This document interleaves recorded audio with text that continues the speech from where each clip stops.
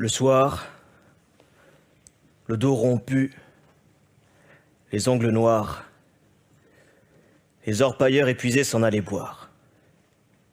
Ils buvaient pour oublier qu'en ces lieux, l'aventure n'était plus qu'un incessant labeur, une journée pour puiser des flancs de la terre juste assez pour payer leur alcool.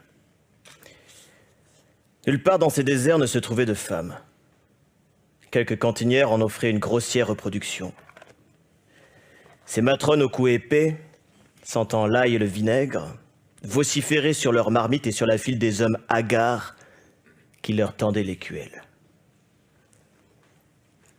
Lorsqu'Eleanor Dwight mena son cheval le long de la rivière éventrée par les pioches, lorsqu'elle s'avança aux abords de cette ville furieuse, enfiévrée par la quête de richesses enfouies dans les profondeurs, lorsqu'elle secoua sa grande chevelure blonde retenue sous une capeline, elle sut qu'ici, en ces lieux rudes et sans confort, en ces espaces primordiaux où s'acharnait l'humanité rageuse, elle sut qu'ici, elle pourrait exploiter un filon intarissable, la solitude des hommes.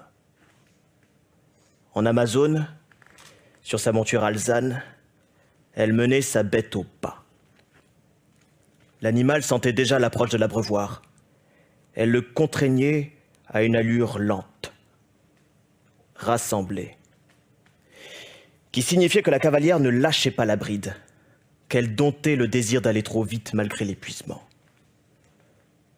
Le cheval soufflait son écume, parcouru de frissons, mais restait obéissant aux impulsions de sa maîtresse, et ses sabots, claquant la pierre, offraient une musique métallique qui faisait se dresser les corps harassés s'activant dans les trous. À son passage, l'ouvrage soudain cessait. Le vrombissement cessait. Les têtes se retroussaient, se redressaient, noires et suantes. Toute pensée se suspendait dans l'instant. Seule comptait la contemplation d'une silhouette frêle et désolée de poupée, s'avançant en ces lieux oubliés pour en prendre possession. La jeune Eleanor Dwight s'arrêta devant l'établissement dont les planches semblaient les plus solidement clouées à l'ossature.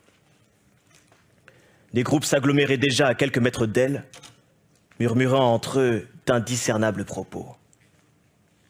Elle mit pied à terre, s'adressa à l'assistance. Pour ces beaux messieurs, elle chanterait ce soir et en français. Elle s'appelait Eleanor Dwight et chanterait en français pour les beaux messieurs. Elle chanterait et donnerait à chacun un peu de chance pour trouver ce qu'il cherchait. Elle porterait chance aux beaux messieurs dans toutes leurs entreprises. Elle entra dans l'établissement sous les acclamations.